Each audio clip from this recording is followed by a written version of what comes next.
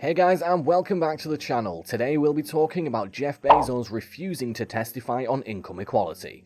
Keep up with me till the end and subscribe if you still haven't. Let me know what you're thinking about this by leaving your comments right below. Let's get into it. Jennifer Bates began working at the Amazon plant in Bessemer, Alabama in May 2020. She said she quickly found that while the company touted its $15 an hour wage, the job was grueling, so impersonal and at times just plain weird.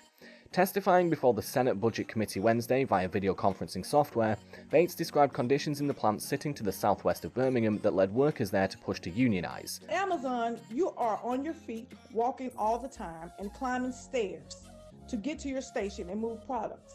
2 30-minute breaks during 10-hour shifts, constant monitoring, elevators in the 4-story plant only used for merchandise, and the company only communicating to workers via text or an app. By my third day, I was hurting, Bates said. I looked around and saw it wasn't just me. I mentioned it to my sister, who also worked there at the time, and she just told me it only gets worse. One day on break, Bates said a few of the plant's 5,800 workers began talking about organising. The workers' efforts represent, some say, a key moment in the modern labour movement because if successful, it would be the first time a plant belonging to Amazon, one of America's largest tech companies, would be unionised. Like other left-wing politicians in recent weeks, Senate Budget Committee Chairman Bernie Sanders, a Vermont independent who caucuses with Democrats, has seized upon the union drive. Sanders has long made income equality the focus of the stump speeches on his unsuccessful presidential campaigns, earning him a cult following in the progressive wing of the Democratic Party. Now, weeks into chairing the committee, he has steered its work to focus on the subject at a time when he says billionaires' wealth has only increased during the COVID-19 pandemic. The wealth of Amazon CEO Jeff Bezos and the union drive at his company's Alabama plant became Sanders' prime example of wealth disparity at the hearing. What I intend to be focusing on throughout this campaign.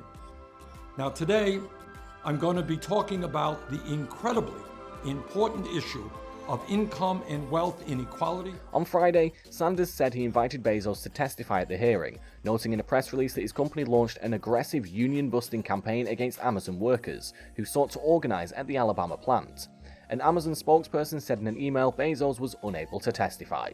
We fully endorse Senator Sanders' efforts to reduce income equality with legislation to increase the federal minimum wage to $15 an hour for all workers, like we did for ours in 2018, Amazon's spokesperson said.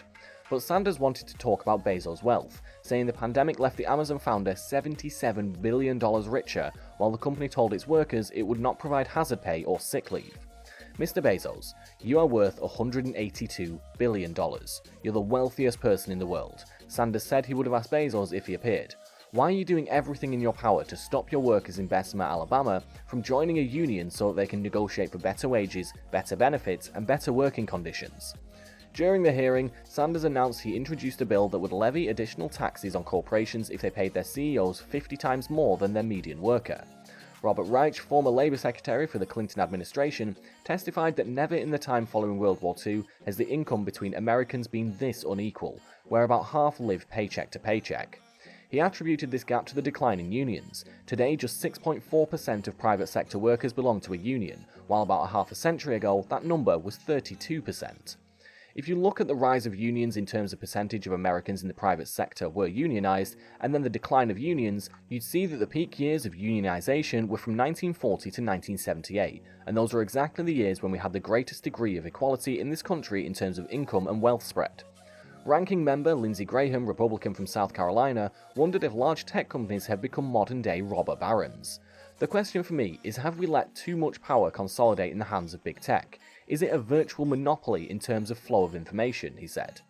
Graham added he believes many Americans, rather than look for ways to take wealth from others, seek opportunities to get ahead.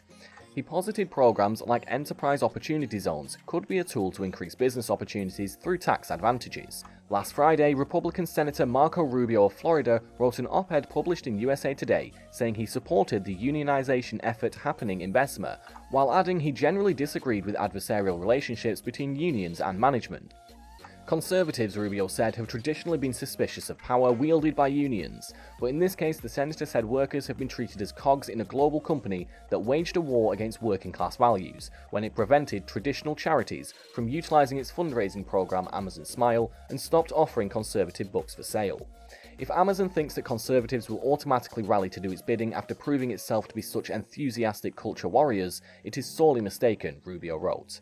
During her testimony, Bates said Amazon began discouraging the union drive by holding mandatory union education meetings, sometimes 7 times a week, in addition to sending messages on the workers' phones and posting signs in the bathroom stalls. "We're committed to make sure the customers get a nice package, the whole product in a couple of days. But who's looking out for us? We the workers have made billions for Amazon," Bates said.